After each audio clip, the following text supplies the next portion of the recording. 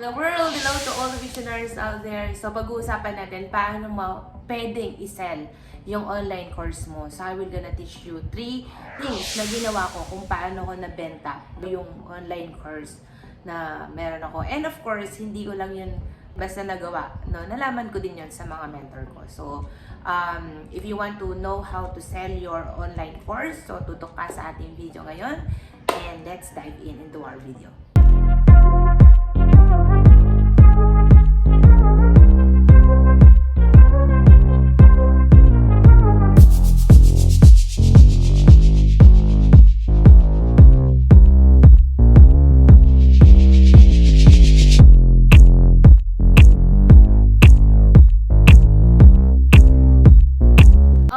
So before we will sell our online course, of course, kailangan natin ng Word of God. 2 Chronicles chapter 15 verse 7, sabi niya, "Be strong and do not give up, for your work will be rewarded." Yan. So, do not give up. Kung meron kang gustong gawin, again, ulitin ko, you have a dream, may purpose, or meron kang gustong gawin para sa kapurihan ni Lord. At of course, dun sa mga pangarap mo, no, na mag-glorify si Lord. So, do it, for your work will be rewarded. Be strong and do not give up. Okay, so let's dive in. How to sell your online course. Number 1 that I do, kung bakit na-sell yung online course ko, yung program na ginagawa ko talaga is, number 1 is one-on-one. So, napaka-importante nito. Especially, let's go back also in the vision. Kaya nga sabi ko, if you are doing the vision, if you are doing the business of God, no, napaka-applicable, no, talaga sa mga business in everywhere. No, kaya ano man yung mga business mo, kapag talaga ginagawa mo yung prinsipyo ni Lord, no, it's all applicable. Number 1, one-on-one. Paano mo magagawa yan? So, if you have a Facebook platform, like that, ako kasi talagang sa Facebook, kasi dun ko lalo nakikita, o mas nakikita yung mga ideal client ko. So, I make a message sa Messenger, one-on-one talaga, and then I interview them. Yan. So, ang gagawin mo, you just interview them. Bakit? Kasi ang pagsisell kasi ganito yan. Hindi mo agad sila bebentahan. Ang gagawin mo talaga is you need to know and identify their needs. So, hindi pwedeng basta-basta, bilhin mo tong course ko, makakatulong ito sa'yo. Hindi mo pa man alam kung talagang, yun nga minsan sinasabi natin, hindi mo pa alam. Kasi nga, you need to know muna. So, you need to interview them first so that you will know. Yan. So, kailangan talaga interviewin mo muna sila. So, the purpose of one-on-one is to identify their needs, identify their problems, identify if they are the fit client or fit customer na para dun sa program mo. Kaya, alam mo, mas maganda talaga na makita mo talaga kung sino yung mga niche mo talaga. Kasi hindi ka pwedeng magbenta dun sa mga taong pinilit mo lang at hindi talaga swak dun sa program mo. So, magkakaroon ka lang ng stress dun sa bandang huli. So, you need to interview them. Again, ulitin ko, the purpose of the interview first is to know their problem, their pain point, their desires, and if they are fit. Yan. So, habang ini-interview mo lang sila dun sa mga bagay na yun, siyempre, you will ask some questions. Number 1 question is, anong struggles nila according to dun sa, kunyari, you are in a relationship. Ano yung struggles mo sa relationship mo, sa asawa mo? So, ganun mga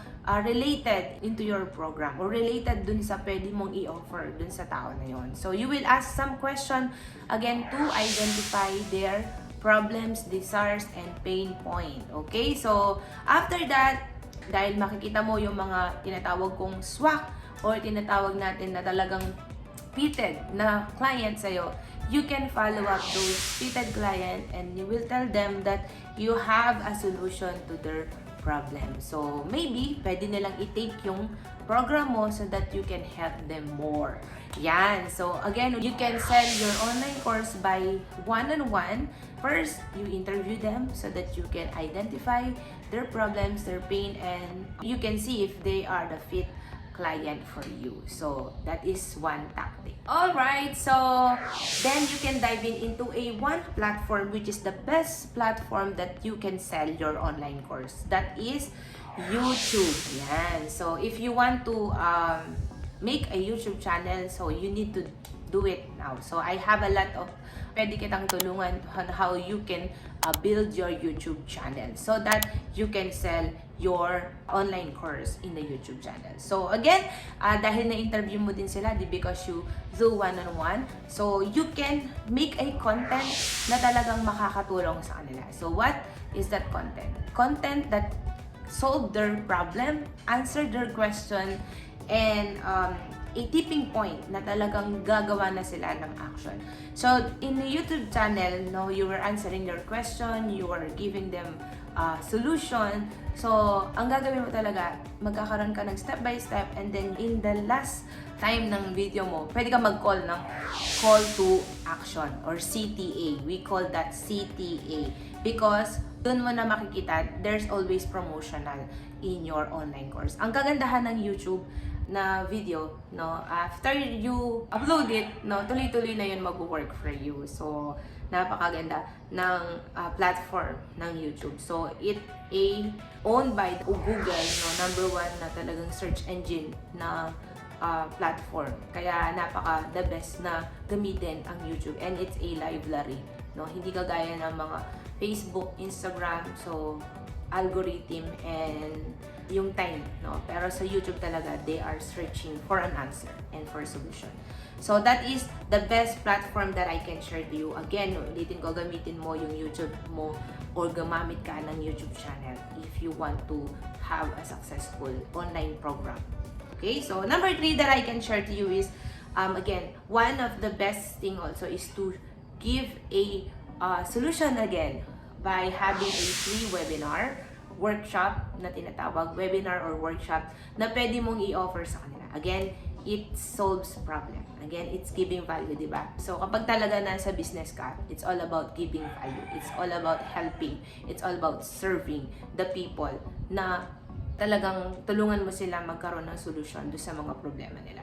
That is the best thing in the business talaga. So, if you want to help and do something great for a purpose, you need to dive into this kind of business. So, solving the problem, making a webinar.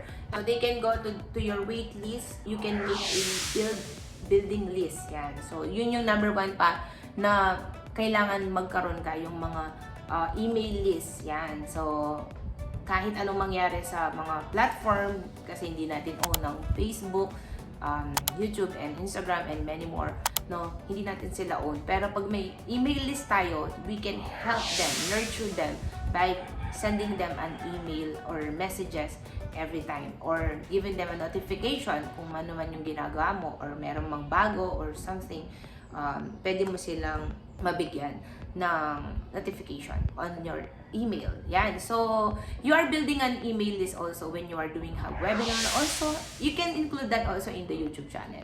So, pwede rin yun. And then, at the end of the webinar, dun yung tinatawag natin, ulitin ko, kailangan dito na nawawala, yung call to action. Dapat meron talagang application, no? Kapag nalaman ka nila, nakilala ka nila, o nagkaroon sila ng interest sa'yo, o nabuild mo na yung trust mo sa kanila, is you need to include the call to action. CTA, yung tinatawag. So, you can promote your online course and give them a step on how they can do or how they can go into your program. So, before that, I just want to end this video. I have a online program which is, I called it Purpose Accelerator Program. So, I am helping all the G12 people who is praying for a great business and purposeful business, of course. Packaging their expertise, learning, master skills, passion, talents, and everything in a online program. So, I will help them to build and to sell and also to scale it up to the moon, di ba? So, actually, talagang meron talagang possibility. And again, ulitin ko, this is a growing industry, no? E-learning talaga. Kaya, if you want to build your own business online, so I'm here to help you.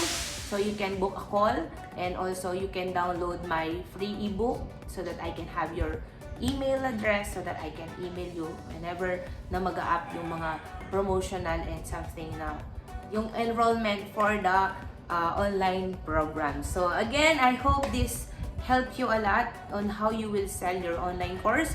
So in the future that you want to create your own business and also product digital product, which is online course or online program that can help many people to have a transformation. So again, this is Jhem Salcedo. If you're not yet subscribing to my YouTube channel, please subscribe. You are helping me to reach more G12 people, and also I want to help you more. So if you are subscribing into my YouTube channel, you will be notified every time na maglalagay ulit ako o mag-upload ulit ako ng bagong video. So again, thank you and God bless.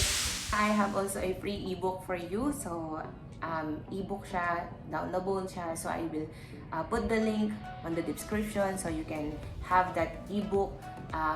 Sinulat ko yon kung paano ko nag-start, and I hope may inspire ka so that if you read that, kung saan ako nag-start, kung paano ko ginawa lahat, and I start from zero, and now I'm here, and I know marami pang gagawin si Lord, more level up. So, grab that ebook for you so that, again, I'm praying for inspiration, na ma-absorb mo yung mga inspiration and also motivation na kung nagawa ni Jhem, you can do it also. So, grab your free ebook in the description below.